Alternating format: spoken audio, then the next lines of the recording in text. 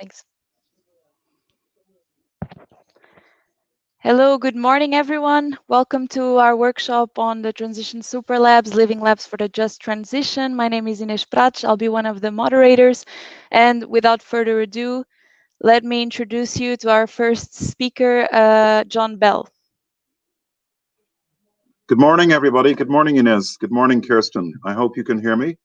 The normal routine here is I start speaking and then other people can't hear or they lose the will to live. So you've got a choice in terms of what your reaction is going to be. It's brilliant to have an opportunity together to get this conversation moving. Everybody knows that the European Green Deal is what the European Union is for. And at the heart of this is the decarbonisation that's going to take place over 30 years. It's going to mean an entirely new system, a way of life, an economic organisation, a society that has to be just and fair and living within its boundaries. The problem is we have to move from aspiration to demonstration. We have to move to a situation where the decisions ahead and the investments ahead have some kind of a basis in the public mind for making what are very unusual decisions. If you can imagine turning up in the 1830s and somebody telling you that you needed to design the Industrial Revolution, how would you do it? And this is what we're trying to do. We're trying to do a transition by design over the long term, which has very rarely been attempted. So we've had our high-level report on decarbonisation, which has come out with this concept of transition super labs. And the issue here, of course, is to move from what we're familiar with. We have things like living labs at a certain scale, is to look at how can you actually test and demonstrate systemic transitions. What do we mean by systemic transitions? They can be transitions which have an impact systemically, or their nature is systemic. So on the one hand, you could have a shift in your energy system, for example. On the other hand, it may be that you're talking about a change to, for example, a fossil fuel-based mining region, or it could be the reorganization of a city and the renovation of its buildings. Or in an even more complex way, it could be that you're dealing with the restoration of an entire European river system. So we're talking about the need to think and act systemically and make decisions, and we need a new way of testing and demonstrating what our choices are. And this is why the idea of transition super labs are such an important idea in this central part of the European Union's raison d'etre, which is about decarbonisation. We need to be able to help the public decide on issues like sustainable business. What are people going to do in the different places and parts of Europe where the dilemmas and the choices and the actual issues around justice and fairness are quite different? We need to have evidence. We need to be able to assess the risk, the opportunity, the societal challenges, and how decisions should be made. Because long-term decision making is not exactly de rigueur at the moment in the world in which we live.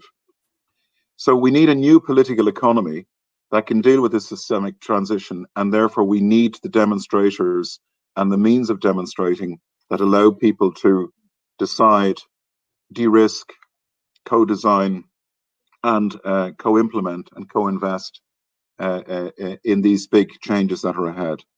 So our conversations today really is have an opportunity to get this conversation moving. We are going to do this together. Kirsten is one of our inspirational leaders who is trying to take this from aspiration to realization. We here, as you know, across the Commission have been working through how do we even convene people to get this moving. So what you'll see in the conversation today, we've just launched a European Green Deal call this week. You should look at that if you can. It's 1 billion euros, which is really focusing on accelerating and demonstrating, de-risking and testing some of the major areas that require breakthroughs. And in that, you will see, for example, on cities, there's a huge area where demonstration needs to be tested in a diverse way across Europe on the restoration of ecosystems. So we're moving in this direction, and we really need everybody in the conversation at the beginning to co-design and co-decide how we take it forward. You'll see the big mission, European Green Deal mission reports that were launched this week. I encourage you to read them. I think you'll see in the missions on oceans, in the mission on soil, in the mission on climate adaptation, the mission on cities, the concept of the need for these super labs is there. The links I So, send up in the other ones, I have to. so in all of this, I think today we're not talking an abstract theoretical conversation. We're talking about how do we start doing this. We now need to move into action. We need to convene people who are place-based, who are from different parts of society, different parts of Europe, and we need to bring the whole chain together from scientists and innovators and people, citizens, families, investors, and public authorities and systems of governance to start to imagine what the destination will be. So no pressure, Kirsten. I think we've got quite a job ahead of us, but there's nothing like co-creation. The future is an act of creation, or it's an act of endurance. And I think the European Union is about creating the future and not enduring it. Thank you very much, and the best of luck for what I think is going to be a very interesting conversation. Thank you. Thank you very much, John. And before I start, let me do the same quick test that you can both hear me and see me. Can anyone just confirm? Can they hear me and see me, just in case? Yep, fantastic. Thank you, Ines. So my name is Kirsten Dunlop. I head up the EIT Climate-KIC, which is a member of the EIT family, focused on innovation for climate mitigation and for climate adaptation. And we have about a 10-year history of working on the combination of inputs and outputs around innovation, entrepreneurship and education as part of the knowledge triangle integration that sits at the heart of the EIT program, but also working consistently for the last 10 years with civil society actors like city governments and regional governments. And a lot of what we are doing now is the fruit of a reflection on the 10 years of activity, seeking to build the field of climate action and of climate change-focused research and innovation.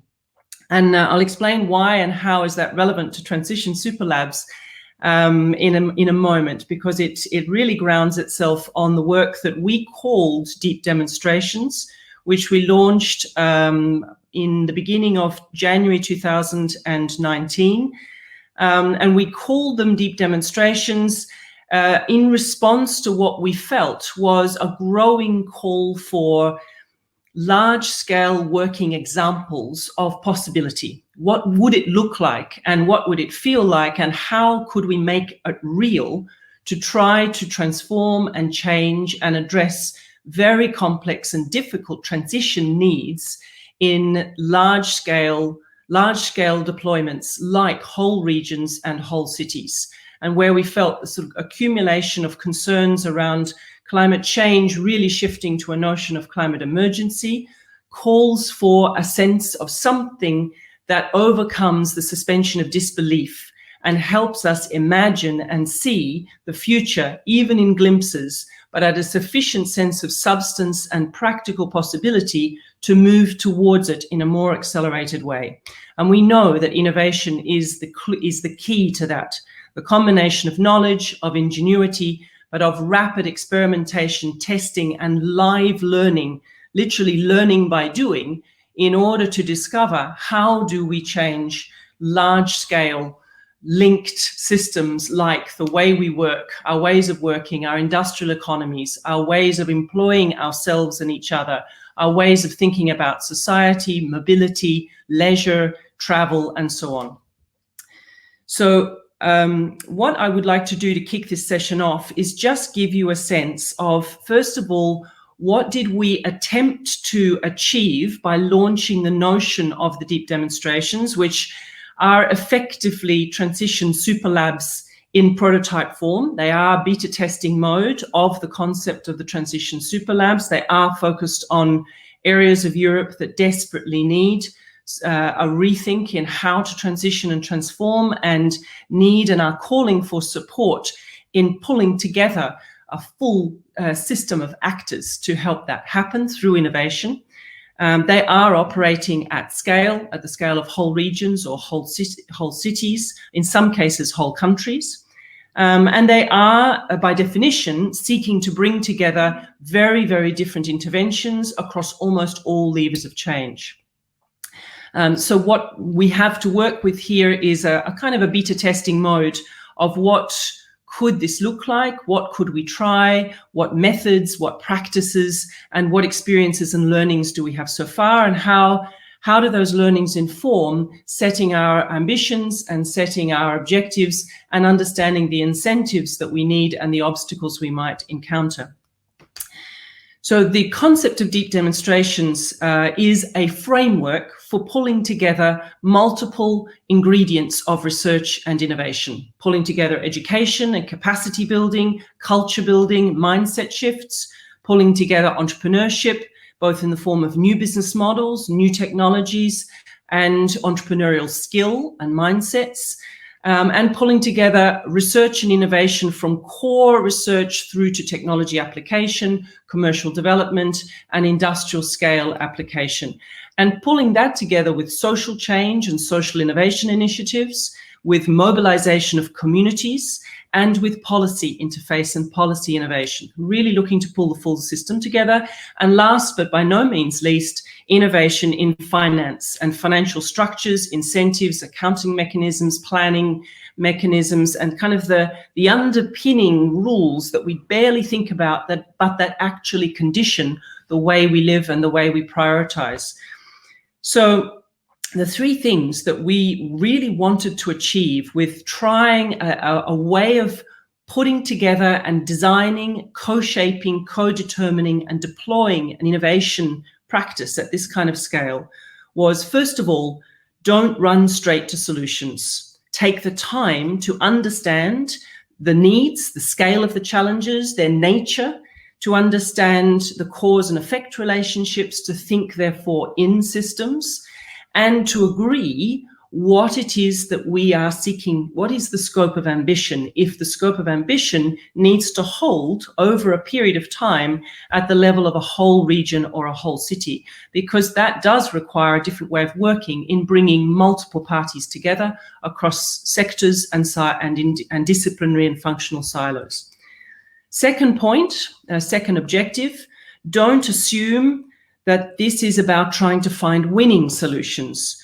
One of the critical pieces of testing that we put in place is to create a portfolio, use a portfolio approach of options, of innovation options, to try many different things simultaneously, make sure that the things we're trying are inherently different so we can learn from diverse approaches, and connect them and join them to one another.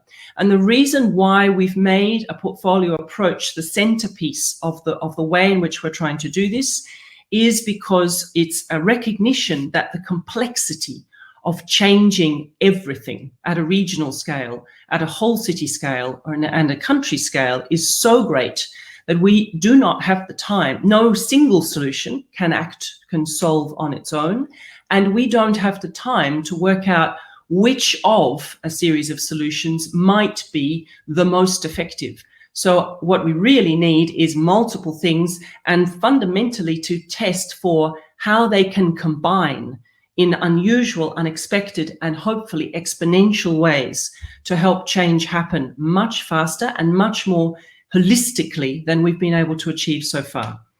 And the third point, so first point was don't run straight to solutions. Second principle, create a portfolio of diverse and connected options. And third, close the loop to decision-making, policy, and investment. Very often, speaking as an organization, an agency involved in the support of innovation, that last mile is often left to be somebody else's problem. The question of how is innovation and the experience of innovation and what we learn from trying it connected back in with evidence of impact and evidence of the possibility of choice, of optionality? How is it connected into decision-making for investment and investment allocation, decision-making to change procurement, to change planning, to anticipate policy innovation, or simply to secure multiple agreements in a cross-party way? So the last part of this kind of practice that we launched at the beginning of 2019 was to put these elements together and make sure that the active learning practice, what we call sense-making, from innovation would connect through to decision makers constantly, from the beginning through processes of co-design and agreeing intent, through the process of portfolio activation, and right through to decision making and capital allocation. And of course, those things are all connected. They are not a sequence. They are an iterative process of rapid learning, testing, and learning by doing.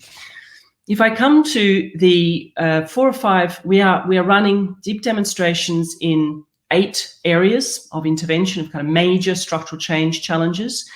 At the moment, there are about 30 relationships that are exploring and testing how to take a transition super lab type approach. But I'm going to draw some learnings to kick off this session from 3 in particular. From the work that we're doing in Upper Silesia with the city of Rybnik and the metropolis there, which is clearly struggling with the significant challenges of industrial transformation and transition from coal, a heavy dependency on coal mining. The work we are supporting in the Basque region with the Regional Council of Gipuzkoa and the important competitive industrial valley of Debagoina. And the work that we are supporting with the government of Slovenia to accelerate and to transform around circularity on 5 industries by 2030. There are others. There's work in Emilia-Romagna, there's work in the Dolomites, there's work in Novo Aquitaine, and partnerships in 15 cities, each of which has a number of extremely difficult transition challenges to go through. But I think particularly for the framing of the transition super labs and the importance of connecting the Green Deal efforts and policy commitments, the missions and the logic of a mission-led, inspirational pull-through to change, and the recovery funding, and connecting those into a greater investment in European cohesion, investing our efforts in regions that have the greatest need and the deepest challenges, and, if you like, the most significant crisis of a sense of possibility and imagination for how an alternative economy might genuinely substitute and improve the quality of life for the present. So we've learned 4 or 5 things. I'm going to choose 6 things. I'll try to be really quick so that we don't eat too much time into the discussion. 6 things that we've learned from what we've seen so far. And I would really, really emphasize this is the raw edge of learning. These are not completed success stories. These are the beginnings of learning from, excuse the pun, from the coalface of trying to enable change and transition through innovation drawn together in a systemic way. The first is a portfolio structure really helps create a larger frame that pulls together, for example, in the Basque region, initiatives that are inherently fantastic, but are still disconnected because they are operating at different scales and are not necessarily and weren't necessarily conceived together and designed to integrate together. So a larger frame that is connected to a sense of what's at stake provides a thinking tool. This is not an answer, it's a thinking tool for looking more intensely at cause and effect relationships and opportunities, for example, between industries, between natural assets and resources, or in areas of social change. It connects the initiatives into the context of climate regulation, of what might be a series of technology changes across the European scale. It provides the right meaningful scale for action at a whole regional level and addresses and acknowledges the complexity of that. And it creates a framework for integrating and working together across all actors. One of the real standout success stories in the Slovenia case has been ministries working together and holding an intent and agreeing an intent right across the political spectrum and the industrial, social, environmental, and economic spectrum. So that leads me to my second point. We have learned that really hanging on tight to the sense of securing intent, making sure that in the end we do take the time to really work out that there is ambition, that connecting different actors and taking the time to understand one another and get to the point of a sense of being able to link politics and policy together around a long-term transformational intent is worth it.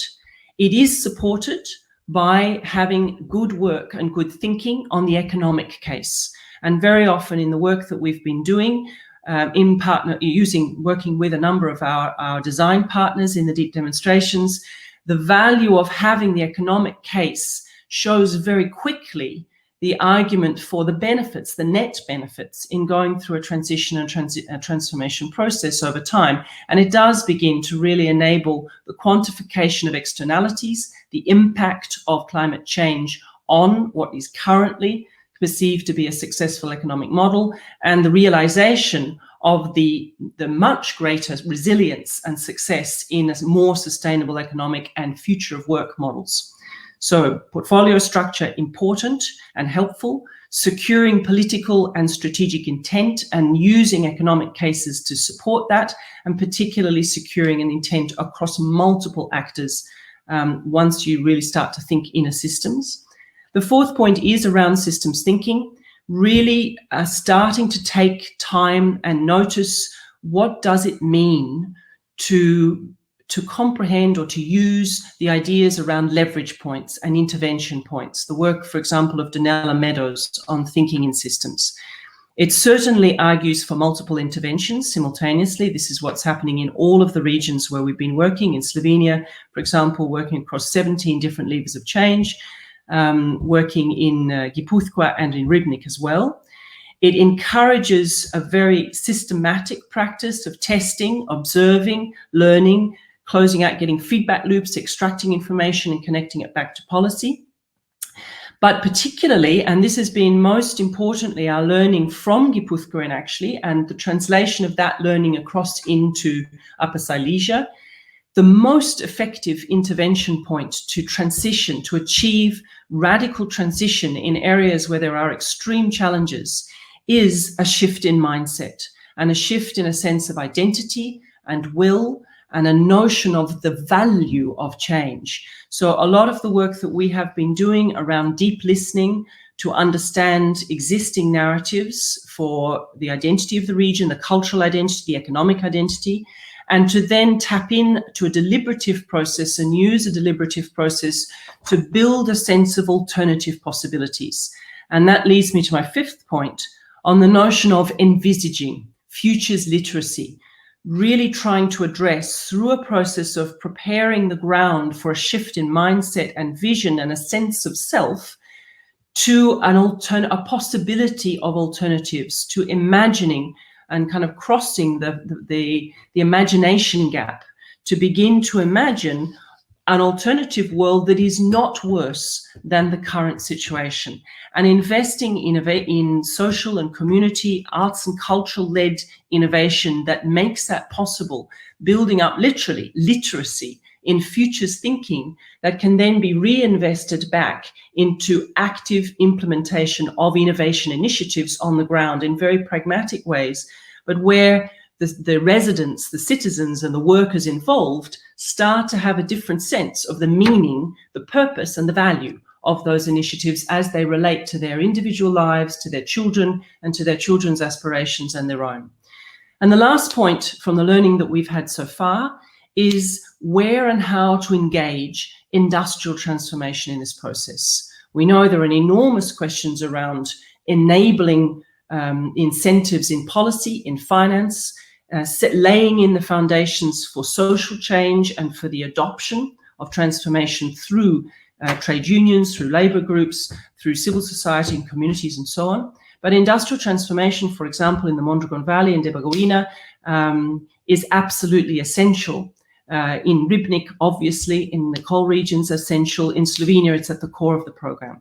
And here our learning is that the entry point is very often through the notion of strategic risk, where there is a growing understanding, very much accelerated by the experience of COVID-19, of the implications of large-scale systemic and structural change, such as climate change effects will and can bring, and the extent to which that can be very fast. It can wipe off billions and millions from balance sheets in an extremely short space of time, and it's incredibly difficult to connect, to anticipate and be prepared for that if you haven't got in place a systematic approach to innovation and to the generation of alternatives. So getting ahead of that curve, preparing and understanding what does climate change represent in terms of risks, of kind of structural change for individual businesses in these regions, and how might we work together on a portfolio of alternative business models, alternative business streams, alternative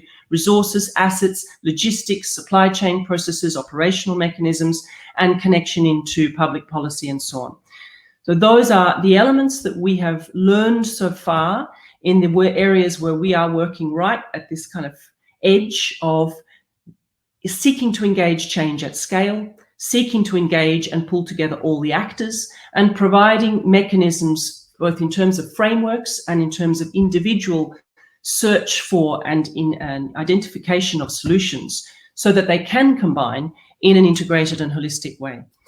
It's very much early days, and a lot of our learnings are about these early stages of taking time to understand, to learn, to map, to agree, and to begin to push forward. And a lot of those learnings are about the importance of laying in those foundations to be able to shift mindsets so that as solutions come through, the adoption and uptake can be very fast, policy is ready, and the financial mechanisms are ready. Thank you very much.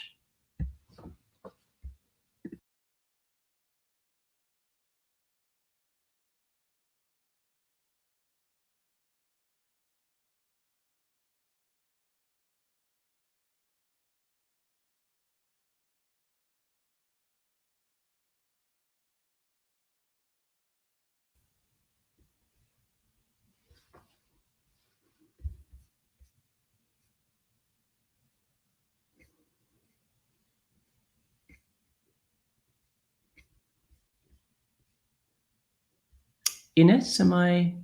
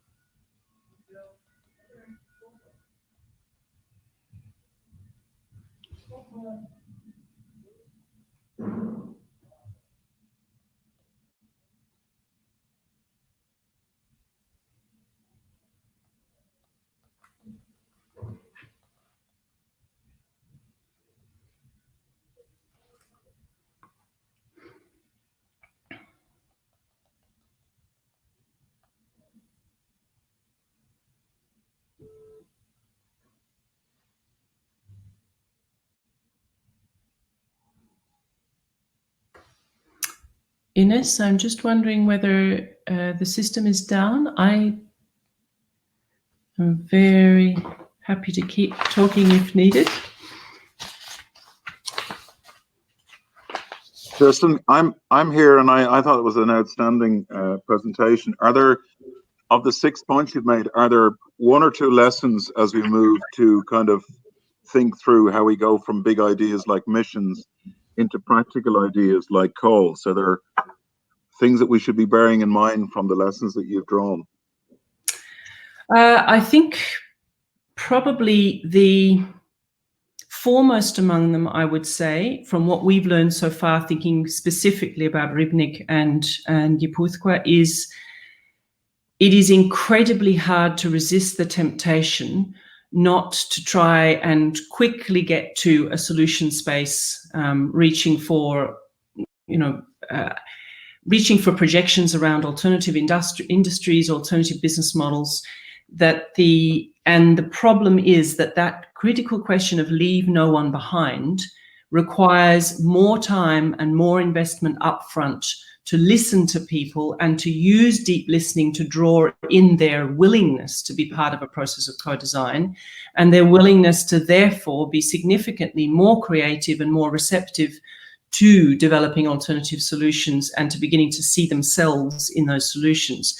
The lesson we have is it's very, very hard to hold that space, because you're surrounded by a set of expectations that if you're doing innovation, you'll be rolling out technology solutions hand over fist. And I think one of the biggest learnings from our experience has been, if we are serious about changing whole regions, whole industries, whole economic systems, then we have to take the time to bring people with us.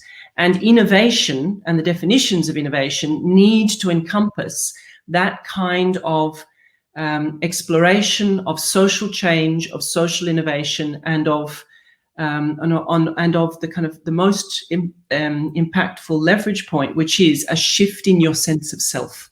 Innovation is the only means by which you achieve that, but you need to go through a process of seeing innovation as something that is a benefit for you and not an imposition from outside by somebody, driven by somebody else's agenda. That's probably the number one.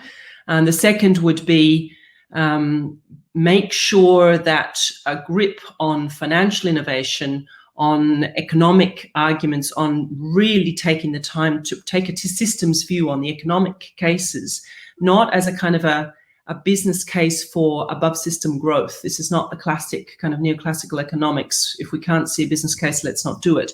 But Kirsten, more really apologies, starting to look for, what does it mean if you're transforming cities, to think in terms of the underlying land value? What does it mean if you start to price in the carbon regeneration by using wood in construction? What does it mean if you start to put in a financial fund and infrastructure around trees, and so on? You know, really starting to put those into an economic case, and you see a much bigger picture of possibility. Kirsten, thank you very much. I hope you can hear me now. Okay, I think participants can hear me. John, and I'm just also noticing, I'm looking at the Q&A and seeing there's the Andrea Thielke. Hello, Andrea. It's good to hear you. Talking about the referring to the Green Deal call, not mentioning the transition super labs. John, do you want to say something about that? Or I'm also happy to. I mean, I think it's a question possibly also of recognizing that what the Green Deal does do is create a framework, a really large, bold framework for action. And now is the time for different ways of naming approaches to responding to that call to come to the fore. May I, Ines? Yeah, sure, John, go ahead. But just very mindful that we have very little time for the discussion on the breakout rooms. Good to have you back. Thank you. I think, Kirsten, in the Green Deal call, we're not putting specific names on things. We're putting specific framing on things and asking people to step in and say, how do you do this? And it's a learning exercise for us as well. So that is the shortest answer you'll get from an Irishman. Thank you. Okay, great. Thanks a lot to both of you. It was great to have you in our panel. Without further ado, I'll try to launch the breakout room discussion, so we have as much time as possible for that. So thank you, John. Thank you, Kirsten, and we'll follow up with you on the results of the discussion.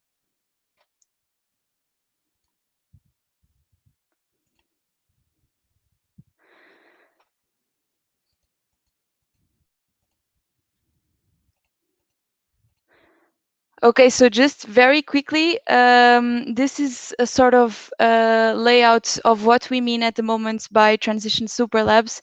This is inspired in the high-level panel report on decarbonization pathways that was published at the end of 2018. And as you've heard from John and Kirsten as well, this concept is very much in beta testing mode, and this is why we want to hear from you. And it's precisely because of this that we've launched this workshop. So I just wanted to give you a visual idea of what we mean by transition super labs and what Kirsten has mentioned as well in terms of systemic approach and portfolio of initiatives and solutions. So far we have 4 different areas we've identified: research and innovation, community dialogue and co-creation. Okay, somebody's missing. Okay, project portfolio management, something Kirsten mentioned a lot. And then the financial engineering is sort of like capital allocation part of the transition super labs. So within each area, we have a wide range of activities that we're foreseeing. I'm not going to extensively go through them because I'm very mindful that we don't have that much time, but I just wanted you to have a good first visual idea based on also on what Kirsten and John were talking about. And without further ado, I am going to pin the workshop subgroups on the chat, so you should be able to access one of the breakout rooms. When you do, please don't everybody click on chat number 1. Try to, I know it's hard because you can't see which groups people are joining, but let's try to click randomly in one so we have an even distribution of participants. And I'll see you on the other side because I'm also moderating one of the breakout rooms. So I'll see you then. Thank you very much.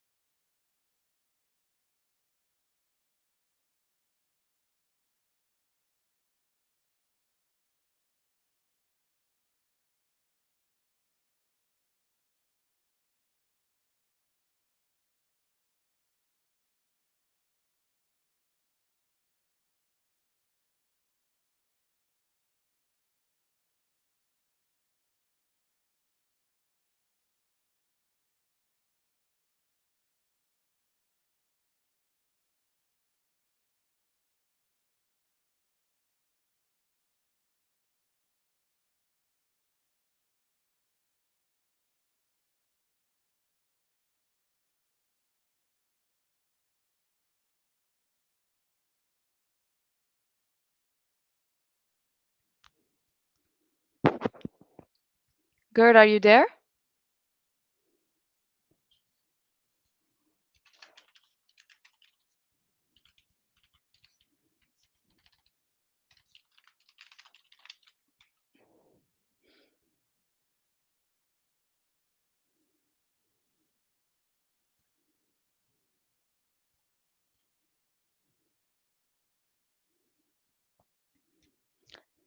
I'm going to test again to see if people can see me and hear me.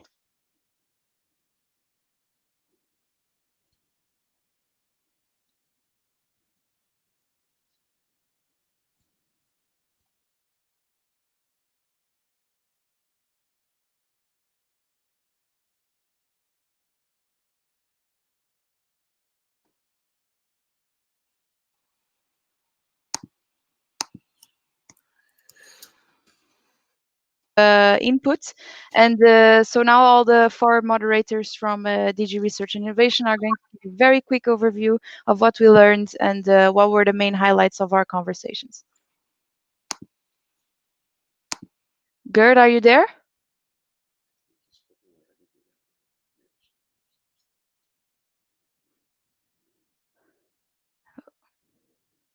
Okay, so maybe Gerd is still in the breakout room. So perhaps Andreas, if you're here, you can start by giving a highlight of your discussion.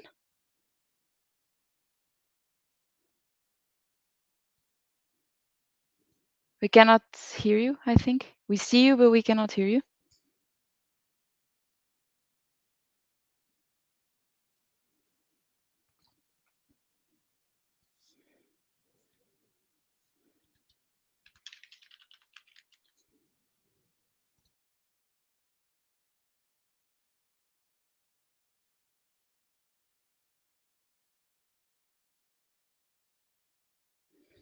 Okay, so Andreas, I'm really sorry, but we don't have that much time and we cannot hear you. So Agostino, can you connect and share some insights? Or while we wait, I can share what happened in our discussion. We had a lot of input from different participators, and they had a lot to say in terms of benefits, in terms of this bottom-up meets top-down approach. Obviously, the portfolio approach, systemic approach, were all highlights on the benefits. Then when we went to drawbacks, not surprisingly, there was a lot of points on the need to reduce complexity and explain better what we mean by transition superlabs and how to work together on, for example, financial engineering of projects. And last but not least, one very good point we had on for example, players was that for me, I was expecting to see a lot of people responding that research organizations would be the key leaders in this, but in fact, most people seem to think that it's a mix between local government, business, and civil society, and not so much national government. Surprisingly, people don't see the role of national governments so much. They do see a value on having the EU institutions play some sort of role. And it was also very interesting to see that when talking about the EU added value of transition superlabs, we had very good input on sharing insights, knowledge, pulling in for practical resources. So yeah, I see both Andres and Agostino are connected. So guys, go ahead and give us some of the highlights of your sessions. Can you hear me now? Yeah. That's much better. So yeah, apologies for the technical hiccup, but yes, we had a good attendance in our room, a lot of input, and we received more statements than we could digest in the very short period of time. I can really assure all of you that we will take very good note of what you were presenting. That's food for thought for us. And this is, it may have been said earlier, but this is the start of the discussion, and we are in the early stage of shaping the instrument, the TSL. And so, in that sense, what has been brought forward will be taken serious, will be read and used for our further communication exercise and also our further thinking. I think while there were a few people for who the concept of TSL was novel, I think people grasped very rapidly that this is a novel instrument which is which is really targeted towards those regions where the transition is particularly difficult. And people have understood that what we need is an experimental approach, which is a mix of bottom-up and top-down approaches, a portfolio of solutions. I think that has been well appreciated. But people were also a little bit afraid that regions could become, people in the regions could become experimental rats. That's certainly something that we want to avoid. I mean, there's a need for constant monitoring. There's a need for developing a portfolio of coordinated approaches. But then we have to see what works, what doesn't work, and it has to be in the interest of the people. It has to be with the people. And at the same time, we have to be aware that there are different actors within a region, within a city, within a rural, within the countryside, different economic interests, and we have to bring them all together. I think there was a strong feeling in the room that there is a need for a common vision, for an EU approach. So even though it has been completely appreciated that there are different challenges in the different regions, we certainly learn from a common approach, and we certainly learn from a common access to finance and from partnering that has been fully appreciated. And I think maybe a bit different from what the picture was in Ines' room, the involvement of governance. Of governments was seen as very important, and on all levels. So on the local level, on the national level, and on the EU level, they will all have to be involved and collaborate. Maybe I pass on to Agostino for some further insight. But I can also, if there's technical difficulties, I can also continue. No, everything is fine. Can you hear me? Yes. Hi, Ines. Hi, Andreas. Hello, everyone. So, yes, we also had a very interesting conversation in our breakout room. And I thank Kirsten, Matti, really for the leadership as well, as usual, I would say. For me, it was a little bit of a different take.